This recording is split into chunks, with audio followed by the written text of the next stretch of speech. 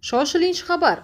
Xalq qabulxonalarining barcha xodimlari ishdan bo'shatiladi. Xalq qabulxonalarining barcha xodimlari bugundan boshlab ishdan bo'shatiladi va masalani hal qila oladigan foydali kadrlar bilan to'ldiriladi. Bu haqda 16-iyun kuni amalga oshirilayotgan islohotlar natijadorligi, hududlarda ishlashning borishi, aholini uylantirayotgan masalalarga yechim topish yuzasidan Prezident Shavkat Mirziyoyev raisligida o'tkazilayotgan video selektor yig'ilishida ma'lum qilindi. Misol uchun, o'tgan yil virtual qabulxona va xalq qabulxonalariga yuborilgan murojaatlarning 55% ijobiy hal etilmagan. Murojaatlar hal bo'lmagani uchun ijtimoiy tarmoqlar orqali chiqishlar ko'paygan.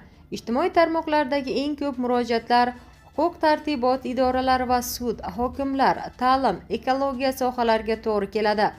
1000 ga yaqin murojaatlarda Prezidentning shaxsiy qabuli so'ralgan.